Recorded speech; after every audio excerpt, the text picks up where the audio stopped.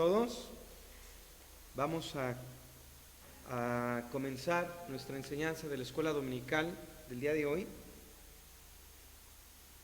La serie lleva por título Congregacionalismo y esta va a ser nuestra enseñanza número 2. Le he puesto por título un breve panorama histórico porque vamos a ver las siguientes semanas, si nuestro Señor lo permite, un poco más específico de diferentes tipos de congregacionalismo, pero hoy quisiera que tengamos un panorama general para irnos colocando, ¿verdad? Así que vamos a orar. Padre,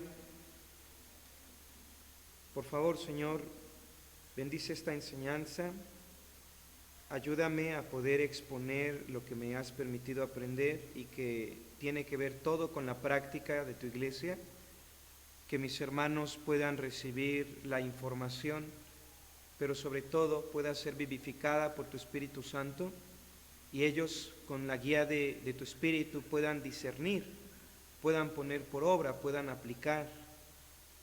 Señor, lo necesitamos. Cada área de nuestra vida debe de ser atendida y creo, Señor, que esta escuela dominical puede tratar este aspecto de nuestro lugar dentro de la iglesia local. Bendice, Señor, por favor, a tu iglesia y que sea bendecido tu santo nombre. En el nombre de Jesús lo pedimos y lo agradecemos. Amén.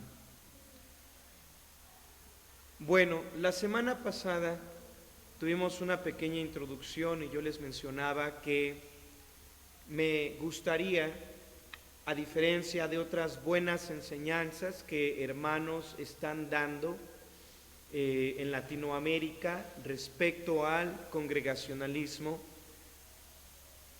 la mayoría de veces ellos entran directo a hablar de la Reforma Protestante y principalmente las iglesias bautistas reformadas entran de lleno a hablar de cómo los bautistas reformados tomaron la forma de congregacionalismo, lo introdujeron en la Confesión de Fe de Londres, en el capítulo 26 básicamente, y ahí estamos, ¿no? Como bautistas reformados practicando el congregacionalismo.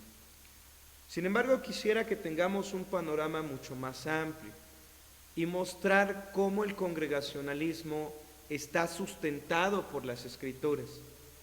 Pero surge esta pregunta: si el congregacionalismo está enseñado y sustentado en las Sagradas Escrituras, ¿por qué es que hoy nos encontramos con un desconocimiento completo, y quiero enfatizar esto, de la práctica del congregacionalismo? Porque aunque ustedes no lo crean, el congregacionalismo se tiene hoy en día. Si ustedes miran a iglesias, aquí en Zumpango, iglesias de alrededor, hay congregacionalismo. Y el ejemplo más claro es que cuando un grupo de personas no está de acuerdo en su congregación y no hablan, normalmente cuando hay desacuerdos dentro de una iglesia, lo más común que se hace en una congregación es retirarse, y cuando se retiran de una congregación, ¡puc! ¿Qué es lo que pasa con ese grupo que se acaba de retirar de la iglesia? Se forma una nueva congregación. Entonces, aunque no lo crean, hoy en día hay muchísimas congregaciones que están practicando un congregacionalismo defectuoso, sí, pero no podríamos pensar en que se abran muchas iglesias, si no se tuviera esa herencia del congregacionalismo. Espero que no les esté haciendo bolas, pero hoy quisiera que vayamos a un recorrido grande, a vuelo de águila, para ver cómo es que vimos la semana pasada que en la Biblia, en el libro de Hechos principalmente, recuerdan el capítulo 6, se tiene un problema, se están desatendiendo a las viudas, y la iglesia se le dan ciertos parámetros para escoger diáconos, pero quien escoge a los diáconos no es los apóstoles, los pastores de ese tiempo, sino que quienes escogen o reconocen a los diáconos con esas características, pues es la iglesia. Vimos cómo la iglesia toma un rol importantísimo. En Hechos 9 vemos que el apóstol Pablo, todavía no es el apóstol Pablo, pero no se puede juntar con los discípulos, sino que es Bernabé quien lo introduce a la iglesia, y finalmente la iglesia reconoce a Saulo de Tarso como un hermano en la fe. Vimos en Hechos 11 cómo hay una necesidad en Jerusalén, y la iglesia que está en Antioquía envía alimentos a Jerusalén. No fueron los pastores quienes toman la decisión, sino que es la iglesia quien toma la decisión. Y antes de eso, en Jerusalén se enteran que en Antioquía hay la necesidad de una enseñanza, y no son los apóstoles los que mandan a un misionero, sino que es la iglesia quien envía a un misionero. Así que nos damos cuenta cómo la iglesia siempre en el libro de Hechos tuvo una participación importantísima, y no fueron solamente los apóstoles quienes tomaron la decisión por toda la iglesia. No había ese autoritarismo que desafortunadamente encontramos muy habitualmente en muchas iglesias, donde se hace lo que el pastor diga. Y dentro de las congregaciones, las iglesias no tienen voz ni voto, es decir, la congregación no tiene voz y voto. En muchas congregaciones comienzan a reunirse personas, y ellos pues solo están a la expectativa de lo que el pastor diga o no diga, haga o deje de hacer, para que todos se sometan a la voluntad y a los deseos de ese simple hombre, que eso es lo peor. Y cuando otros hombres quisieran o están llamados al liderazgo de la iglesia, bueno, pues no se les permite, ¿no? Como en la política, cuando uno tiene su hueso, este es mío y nadie más. Y vemos como en algunas congregaciones, bueno, también la iglesia es una empresa familiar, porque cuando el pastor papá ve que su hijo ya está en edad de volverse pastorcito, le hereda la plaza. Y eso, mis amados hermanos, nunca lo encontramos en las escrituras, ¿de acuerdo? Así que hay algunas disfuncionalidades que son muy obvias, muy evidentes, que no están sustentadas por las escrituras. En Hechos 14 vimos cómo cuando el apóstol Pablo y Bernabé regresan a los lugares donde habían predicado, ellos constituyen ancianos, pero ellos no por dedazo escogieron a los que se iban a quedar a cargo de las iglesias, sino que nuevamente es la iglesia la que vota o reconoce, lo mismo que hicieron con los diáconos en Hechos capítulo 6. Ahora las iglesias, aunque no son tan maduras, porque tiene poco tiempo que Pablo predicó en esos lugares de Iconio y olvidé los otros lugares, Derbe, Listra, no son iglesias tan maduras, pero finalmente hay hombres que tienen ciertas características, y la iglesia vota, que eso es lo que la palabra griega nos ayuda a entender, que cuando llegan los apóstoles van a constituir ancianos, pero ellos preguntan, exponen, y finalmente la iglesia levanta su mano y reconoce públicamente a los ancianos. Lo que vemos en el libro de Hechos es una iglesia participativa, una iglesia activa y dinámica, que se involucra en las necesidades y en las decisiones dentro de la misma iglesia. Y entonces esto se puede salir de control, porque se puede creer que en la iglesia la manera de gobernarse es a través de una democracia. Y no olviden que la serie no se llama democratismo, sino que la serie se llama congregacionalismo, y el congregacionalismo no es democracia, porque se puede caer en el otro extremo, en donde, y les mencionaba también la semana pasada, iglesias donde la iglesia es la que le gusta al pastor o no le gusta el pastor, y si la iglesia decide quitar al pastor porque no le gusta cómo está enseñando, porque ya está enseñando cosas de santidad y cosas por el estilo, pues entonces pedimos al episcopado central que nos cambie nuestro pastor. Y eso así funciona, por ejemplo, en algunas líneas ya tradicionales de muchísimos años, como unos 200 años, que que tienen esa libertad de pedir que les cambien a su pastor, solo porque no les gusta la predicación, y eso pues no lo permite tampoco la Escritura. Vamos a ver más adelante que sí, la iglesia puede quitar a un pastor o puede no reconocerlo ya como un pastor, y el pastor se puede quedar solo y la iglesia finalmente no estar o no aceptar la autoridad de ese pastor. Ya lo veremos más adelante, pero hay toda una dinámica de proceso en donde la iglesia tiene que saber cómo ejercer esa autoridad. Y vamos a aprender más adelante acerca de las llaves del reino, cómo al pastor se le da una llave, pero la iglesia tiene la otra llave, y mínimo, para que sean llaves en plural, mínimo deben de haber 2 llaves. Pueden haber más, pero mínimo tenemos 2 llaves, y una la tiene el pastor y la otra la tiene la congregación. Así que si vamos a abrir una puerta o vamos a cerrar una puerta, es en un caso de extrema seguridad, se colocan las 2 llaves y las 2 llaves se giran simultáneamente para que esto funcione, ¿de acuerdo? No es la misma autoridad que se le ha dado al pastor o a los pastores dentro de la iglesia que a la iglesia, pero finalmente los dos tienen una autoridad dentro de la misma congregación. Entonces vimos que en el libro de Hechos había un congregacionalismo. La iglesia participaba, se involucraba dentro de las necesidades de la iglesia.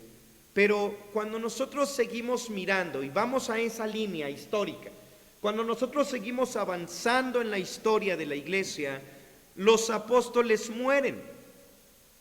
Y entonces surge una época conocida como los padres apostólicos. Los padres apostólicos. Tenemos algunos padres apostólicos como Clemente de Alejandría o como Policarpo. ¿Quiénes fueron esos padres apostólicos? Fueron personajes que aprendieron directamente de los apóstoles. Por ejemplo, el apóstol Juan tuvo un discípulo. Ese discípulo se llamó Policarpo. A Policarpo lo van a matar un poquito arriba de sus 80 años y es muy interesante su historia porque lo van a tener para juicio, lo van a atar a un poste y lo van a quemar. ¿Cuál es su crimen? Su crimen es ser cristiano. Y le van a pedir que niegue a Jesucristo como Rey y Señor. Policarpo, discípulo de Juan el Apóstol, y Policarpo va a decir: durante 80 y tantos años he caminado con él y nunca me ha hecho nada malo. ¿Por qué lo negaría en este momento? Así que le prenden fuego a Policarpo, no se quema, las llamas lo saludan nada más y le meten ahí una herida, se desangra, su sangre apaga el fuego y así es como muere Policarpo. Entonces, estos personajes que aprendieron directamente de los apóstoles, entenderíamos que son personas que aprendieron muy bien directo de los apóstoles. Sin embargo, nos damos cuenta que no fue así. Me gustó una frase que escuchaba esta semana: se les llaman padres apostólicos por el lugar en la historia que tienen, porque ellos son los que continúan con la doctrina y la enseñanza apostólica cuando los apóstoles mueren en ese periodo del año 100 después de Cristo Jesús. Pero realmente no eran en la fe hombres maduros como si fueran padres, sino que eran pequeños espirituales, porque ellos no tenían la Biblia como nosotros la tenemos hoy en día, ellos no tenían todas las herramientas que tú y yo tenemos hoy en día, y en un tiempo de persecuciones, ya sea locales o generales, ellos fueron usados por el Espíritu Santo para seguir preservando la doctrina, pero finalmente ellos van a cometer algunos errores en cuanto a las decisiones que comenzaron a tomar.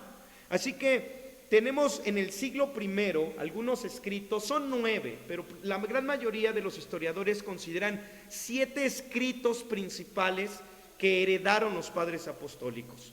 Uno de ellos es bien conocido como la Didaché o la Didaché o la Didaché, ¿no? Se escribe Didaché.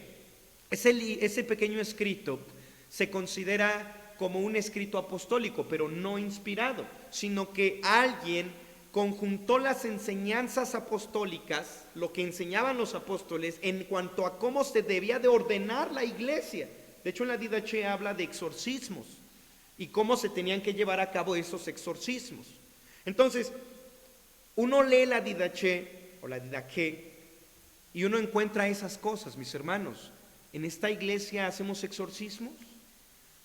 ¿Hay algo en la Biblia que nos indique cómo hacer exorcismos?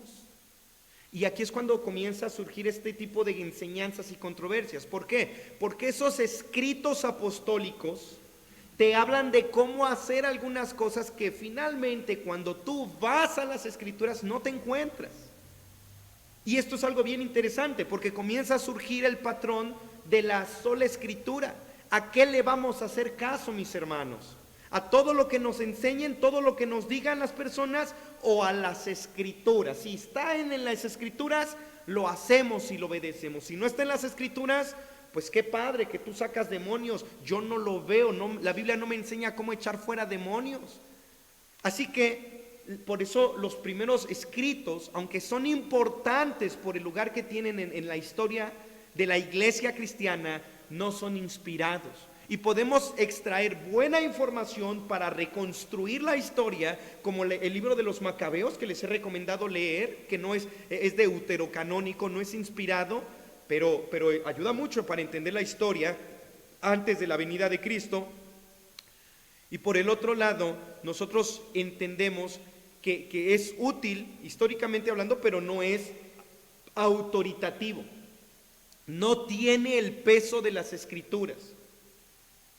En el siglo I, entonces, tanto en la Didaqué como con Clemente, se encontraba algo acerca de los ancianos y los obispos. Y quiero que entiendan esto. Para los padres apostólicos, en este primer siglo, tanto para Clemente como en el libro de la Didaqué, se hablaba de ancianos y obispos como sinónimos. Cuando tú lees las Escrituras, tú encuentras que un anciano es lo mismo que un obispo. Un obispo es un overseas, un supervisor, alguien que ve por encima, que está encargándose de que las cosas se lleven adecuadamente como se manda en el procedimiento. Para eso es un supervisor.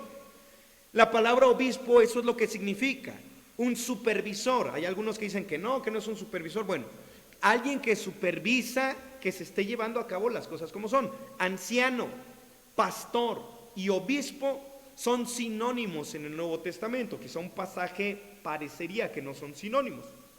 Pero cuando uno lee esos primeros escritos apostólicos, ellos consideraban a los ancianos, a los obispos, como sinónimos. Es decir, ellos entendían que cada iglesia local tenía un anciano o tenía un obispo, que finalmente era exactamente lo mismo. Para que hubiera una iglesia establecida, según estos primeros escritos, debería de haber obispos y deberían de haber diáconos. Y eso constituía realmente a una iglesia en todo el sentido de la palabra. En el primer siglo así se entendía. A principios del siglo segundo, otro de los conocidos como los padres de la iglesia, ya no como tal apostólico, le voy a llamar padre de la iglesia, fue Ignacio. Ignacio fue el primero que en sus escritos, estamos hablando en el siglo II, que es el siglo II del año 101 al año 200. Entonces, en este periodo, este hombre que defendió la fe, Ignacio, a quien se le puede aprender demasiado, de hecho de ahí viene también la regla de fe de Ireneo, que vamos a finales del siglo II, Ignacio comienza a hacer una diferencia entre lo que es un anciano y entre lo que es un obispo.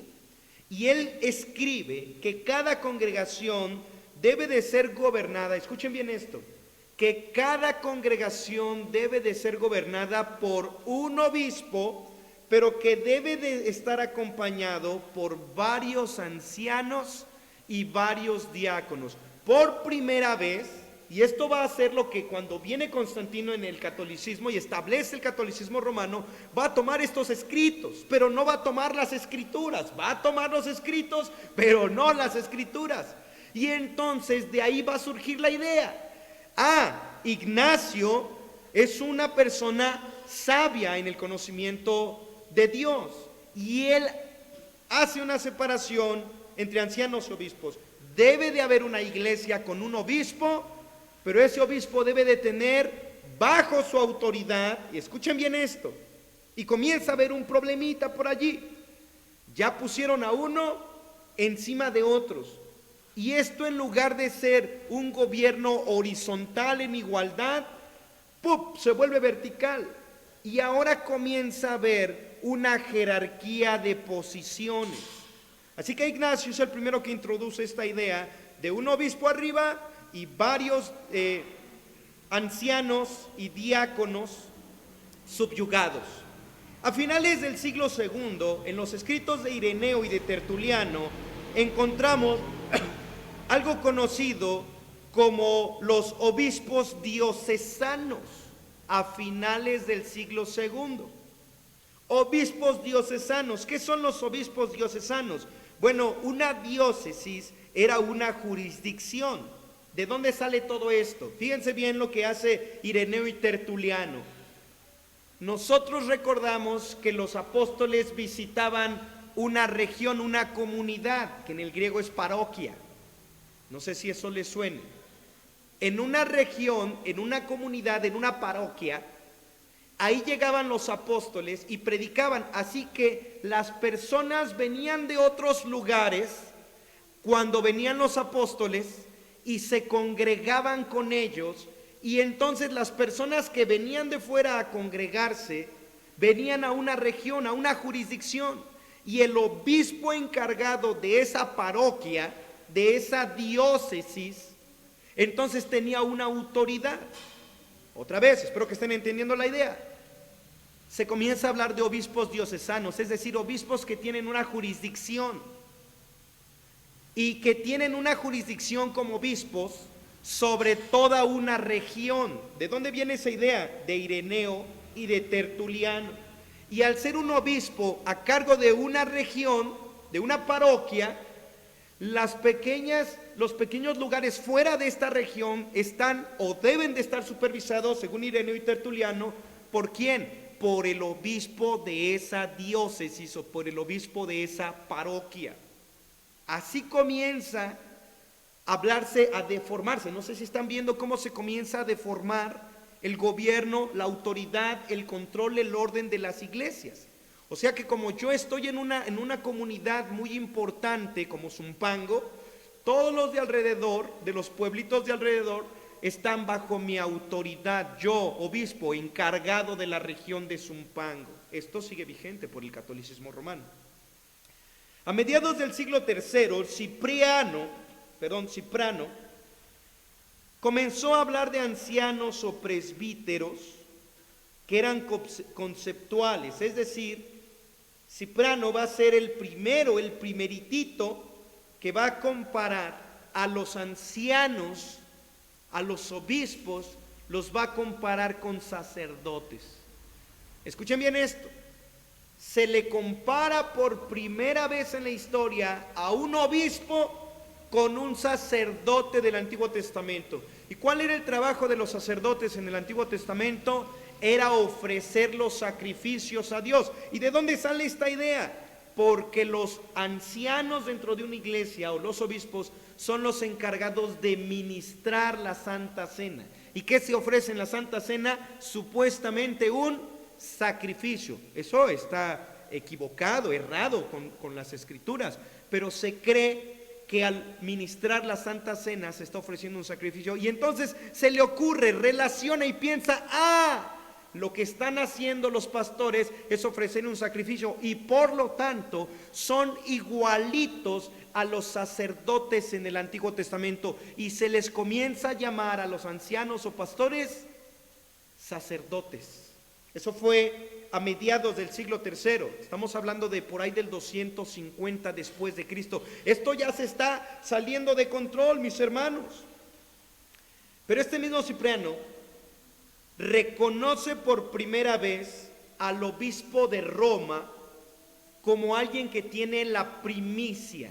Por primera vez en el 250 aproximadamente después de Cristo, así como se les comienza a dar importancia por regiones a los obispos, ahora se voltea a mirar a Roma y se dice, es que si vamos por regiones, es decir, San Juan Citlaltepec es de menor importancia que Zumpango, porque Zumpango es cabecera municipal.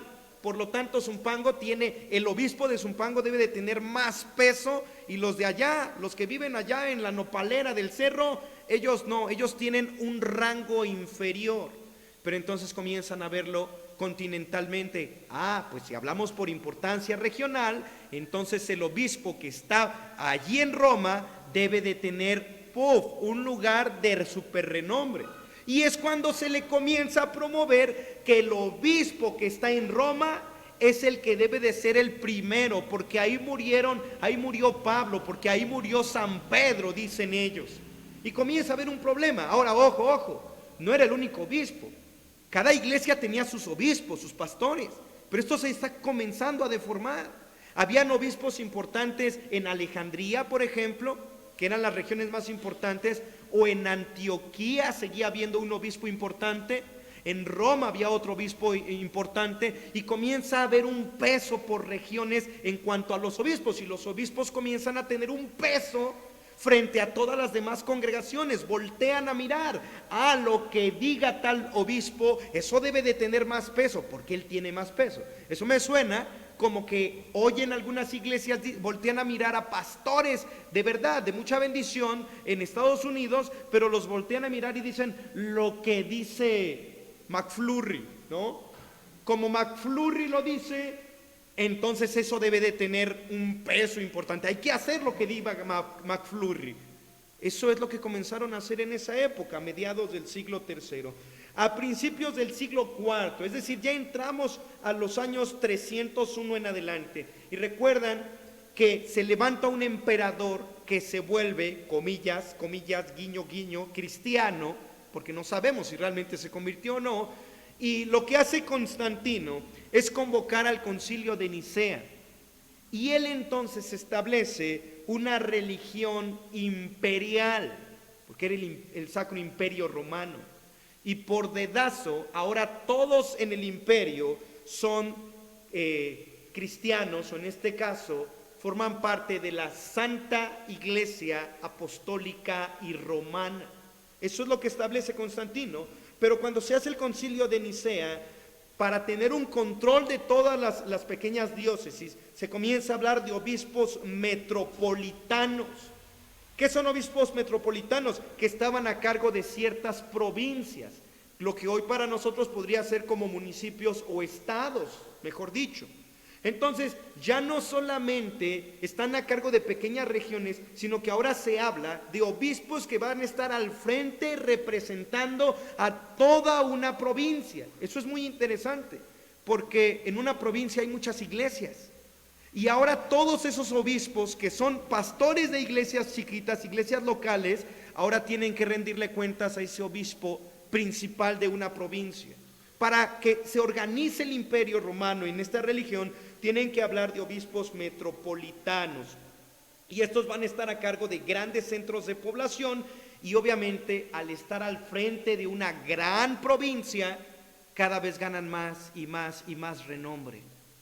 Y todos los demás obispos, todos los demás pastores están comenzando a perder su importancia.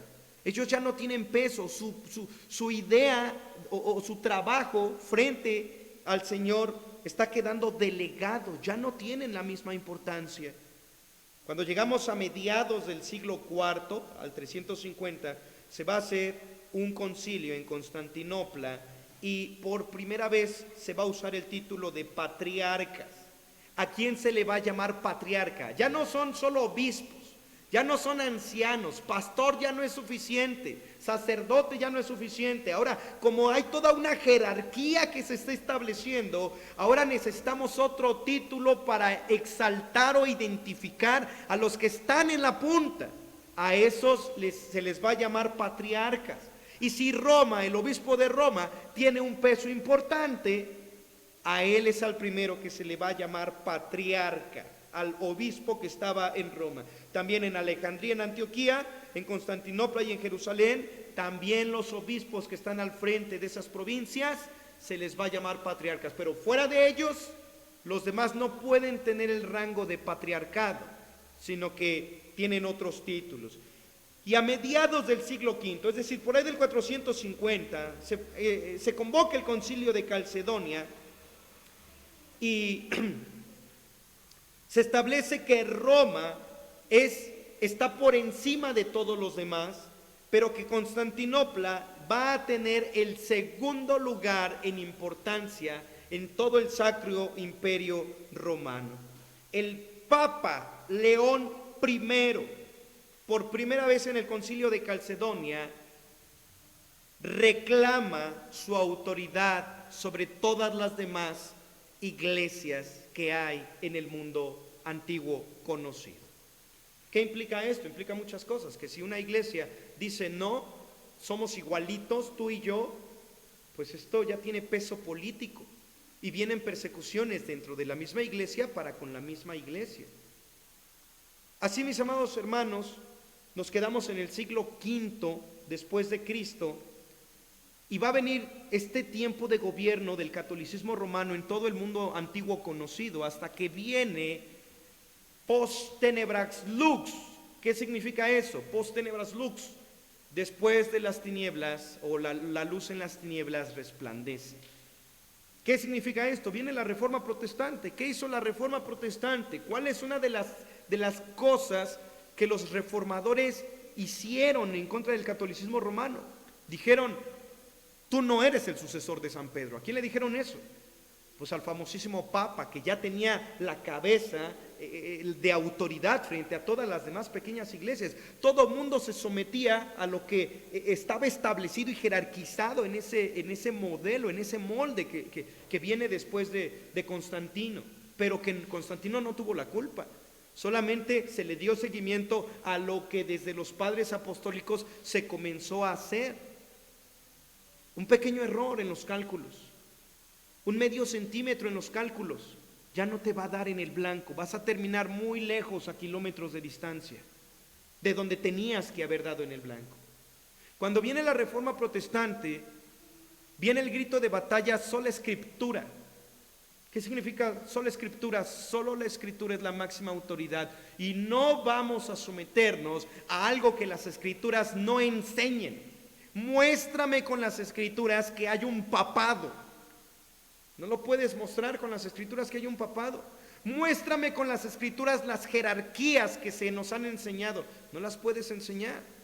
Nosotros hemos visto en el libro de Hechos, había un congregacionalismo que se va deformando y que se pierde hasta que se formula un episcopado donde está el Papa encima y todas las demás subyugados a esa autoridad. Pero cuando tú miras las escrituras, vemos pasajes tan preciosos como que somos iguales. No hay griego ni judío, no hay rico ni pobre. Pero también encuentras pasajes como que Dios ha levantado pastores. Así que aquí se comienza a reconectar la doctrina del congregacionalismo. Y quiero que noten esto. La iglesia del libro de Hechos, que era una iglesia local, cuando ustedes leen el Nuevo Testamento, solo podemos encontrar iglesias locales. La iglesia de Jerusalén ayuda a la iglesia de Antioquía. Y había la iglesia de Éfeso, la iglesia de Colosas, la iglesia de Filadelfia, la iglesia de Tesalónica. En cada región un grupo de creyentes se congregaba. Era la iglesia de tal lugar, no era la iglesia evangélica bautista de Zompanco, no era tan largo el nombre. Solamente era la iglesia de tal lugar.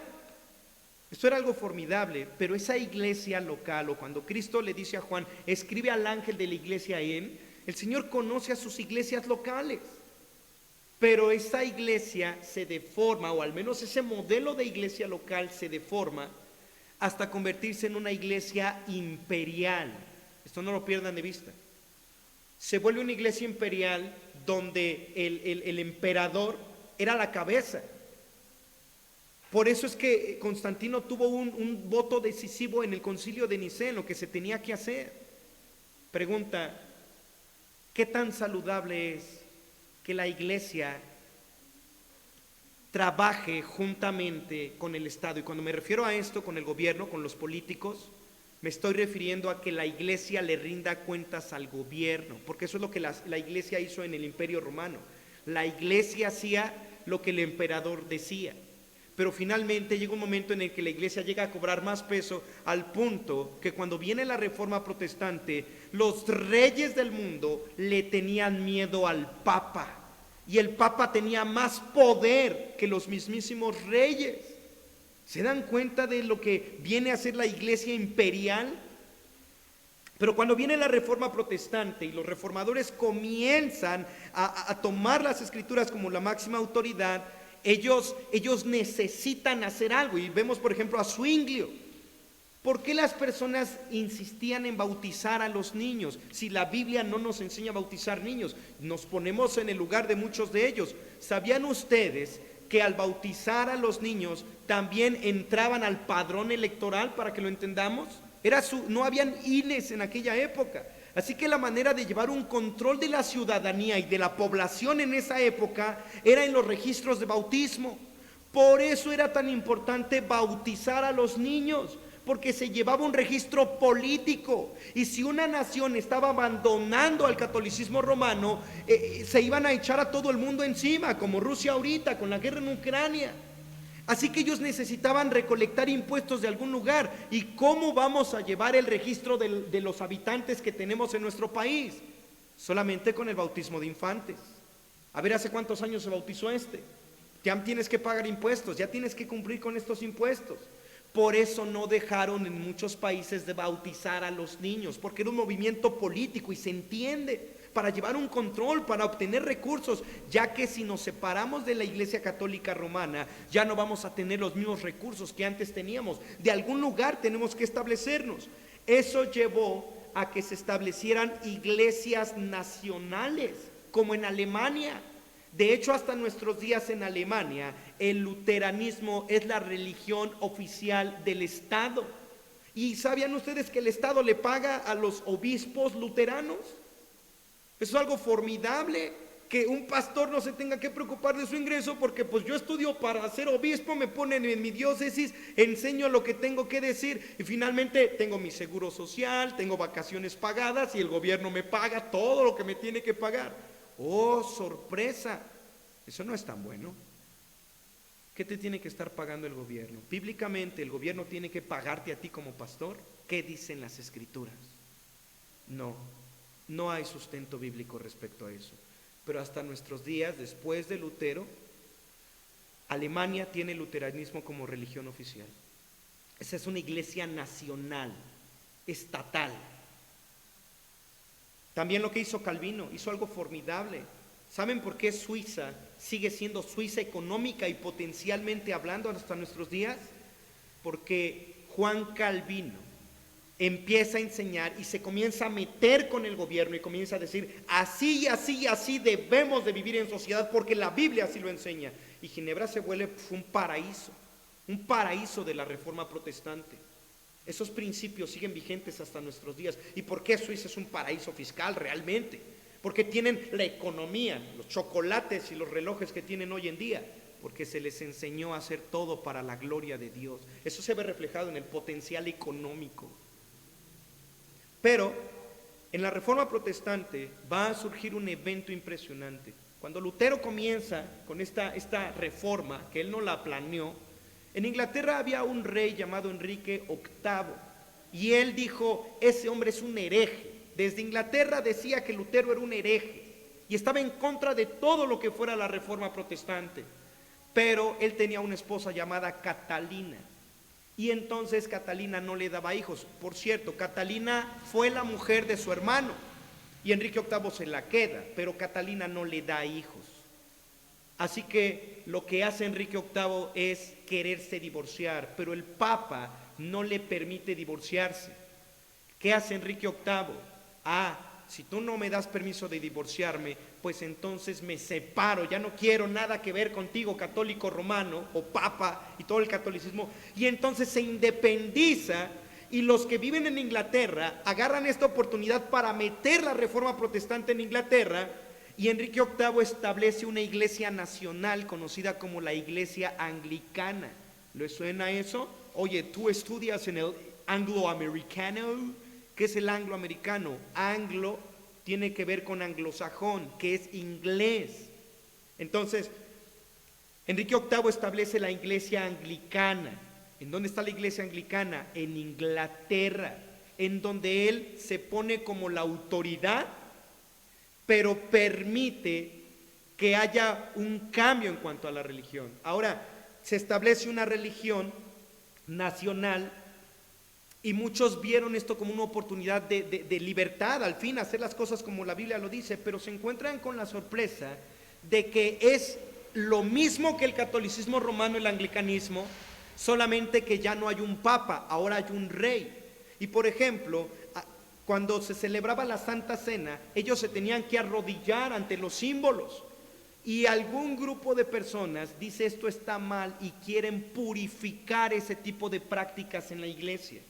A este grupo de personas que no están de acuerdo en que sea lo mismo, pero con otro nombre, lo mismo, el mismo catolicismo romano, pero con otro nombre, les vamos a conocer como los famosísimos puritanos.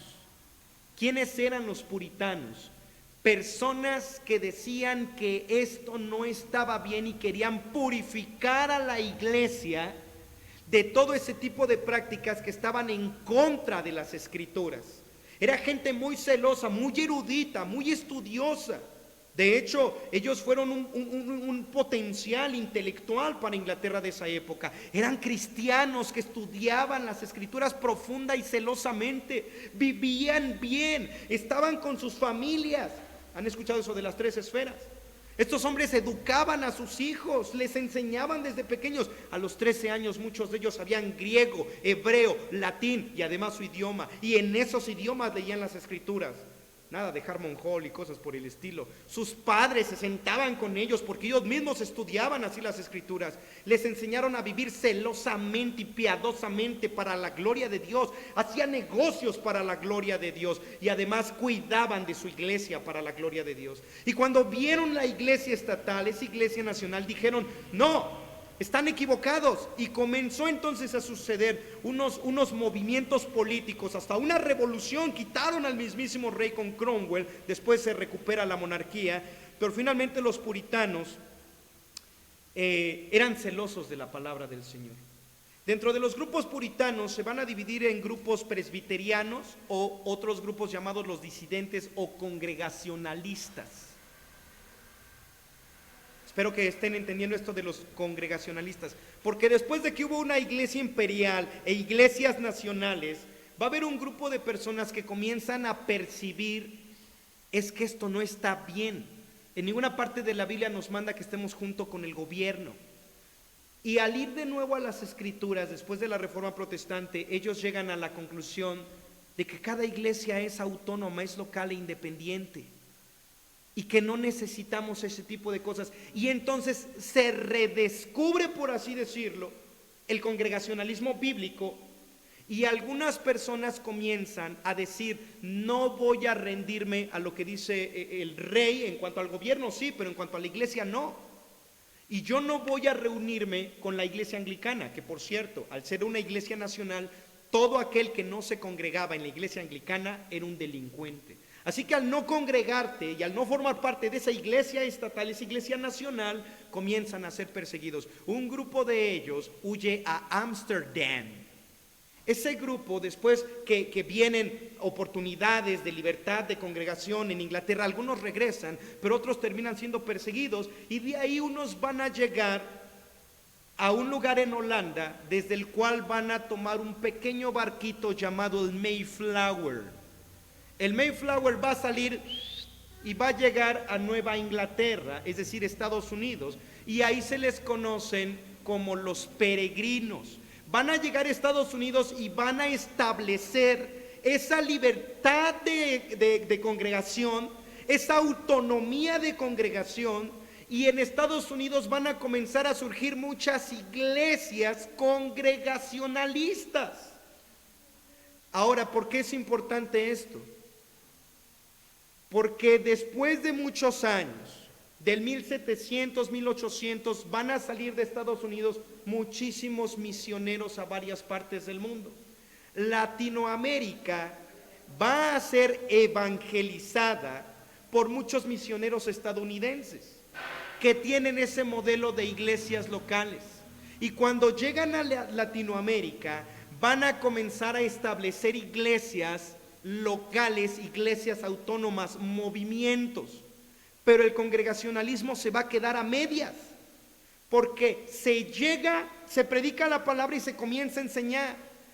Pero ojo, como los están manteniendo de Estados Unidos, y les están dando recursos a los misioneros, las iglesias de Estados Unidos que mandan a los misioneros comienzan a pedirles cuentas, cuántos se han convertido. Y entonces surge una falla, mis amados hermanos, porque en lugar de enseñarle a los cristianos a cómo congregarse y cómo gobernarse conforme a las Escrituras, surge la famosísima cobertura.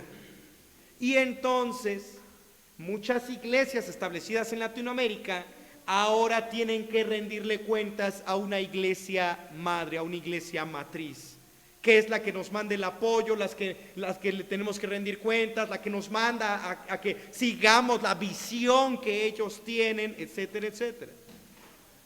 Pero finalmente, el hecho de que hoy en día hayan muchas iglesias con muchos nombres variados de diferentes sabores y colores, es resultado de que después de la Reforma Protestante en su momento, y gracias a los puritanos y los peregrinos que llegaron a Estados Unidos, etcétera, etcétera, retomaron el congregacionalismo. Se instauran iglesias en Latinoamérica basado en el modelo congregacionalista, porque ninguno de ellos le rinde cuentas a un papado o le rinden cuentas a una diócesis, pero finalmente se queda inconclusa esta labor de reforma congregacionalista. Se llega, se predica, pero ahora yo pongo al pastor, ahora yo mando, ahora yo digo que me rindan cuentas a mí, la iglesia madre. Y eso es una reforma incompleta. Entonces, en este breve panorama histórico, hemos aprendido cómo desde la Biblia hay una enseñanza. Con el paso del tiempo se va deformando. Viene la Reforma Protestante, se recuperan algunos principios, pero siempre ese deseo de tener el control, el deseo de que a mí, del éxito, del crecimiento, de que yo estoy mandando estos misioneros, de ver cuántas iglesias hemos abierto, esa avaricia que la Biblia no avala, termina trayendo complicaciones a muchos lugares. ¿Qué tenemos hoy en día entonces? Iglesias que no tienen pastor, que no saben cómo gobernarse de acuerdo a las Escrituras, pero que al final necesitan que otros les digan qué es lo que tienen que hacer y cómo lo tienen que hacer, porque no tienen la capacidad de ser una iglesia como las Escrituras lo mandan. Entonces, como no tienen pastor, ellos le hablan a su autoridad, comillas, comillas, autoridad, para que les manden un nuevo pastor. ¿Pero qué dice las Escrituras? ¿De dónde salen los pastores? De la misma iglesia. ¿De dónde salen los diáconos? De la misma congregación. ¿Quiénes ponen a los pastores y a los diáconos? ¿Quiénes los reconocen? La misma iglesia local, que te hace responsable, te da una autoridad y te hace participativa y dinámica. Entonces, he escuchado a muchos pastores decir, es que, ¿quién es tu cobertura? Pues, ¿cómo que quién? Pues Jesucristo, ¿no? Él me puso y la iglesia me reconoció. No, pero ¿de dónde recibes el apoyo? Pues de aquí, de la Biblia. No, pero ¿quién te manda dinero? ¿Quién te ha apoyado a hacer todo eso? Pues el Señor, ¿no? ¿Que no es suficiente? No, pero ¿quién te respalda? Pues la iglesia. La iglesia sabe quién soy yo. Y si nadie valora a la iglesia, están en pecado, porque es menospreciar el trabajo del Espíritu Santo. Hoy en día todavía se tiene que pulir y seguir purificando. Por eso la iglesia tiene un principio puritano y insistimos mucho, ¿no? Comerciales, ahí está la librería, donde encontramos muchas enseñanzas puritanas. ¿Cómo que puritano? Que está purificando de ese tipo de tradiciones y de ideas equivocadas. Estamos todavía en este proceso de reforma. Cuán difícil es para muchas iglesias entender que tienen la autoridad, el llamado para hacer las cosas como Dios dice y gobernarse como Dios lo manda. No es democracia, hay parámetros establecidos y que no puedes ser pasivo tú al congregarte. Esta reforma todavía no ha terminado, mis hermanos, y de verdad que nos vamos a enfrentar con muchas actitudes como, pues yo voy a la iglesia, me congrego y pues me voy y tengo un chorro de problemas, pero mis hermanos, tus problemas se van a acabar cuando empieces a vivir como Dios lo ha dejado, empezando por la iglesia. Orden. Y entonces sí, te das cuenta que Dios tiene un orden para su iglesia, tiene un orden para tu familia, tiene un orden para cómo llevas tus finanzas, tu trabajo en la sociedad. Dios tiene un orden para todo. Y no puedes tú cambiar ese orden y ese diseño. Así que no se pierdan más de esta serie, mis amados hermanos, porque en cuanto a congregacionalismo lo veremos la siguiente semana, si Dios lo permite. Hubieron varios modelos. al intentar regresar al congregacionalismo se hacen varias pruebas piloto. ¿Qué tipo de congregacionalismo vamos a llevar nosotros? ¿Y cuál es el que la Biblia manda? No se pierdan las siguientes enseñanzas. Oremos, mis amados hermanos. Padre, en el nombre de Jesús te damos gracias por este tiempo. Te bendecimos y te pedimos que nos ayudes a crecer en esta área de nuestras vidas. Señor, el diseño que tienes para la iglesia es uno, que desafortunadamente se ha malentendido, se ha mal aprendido.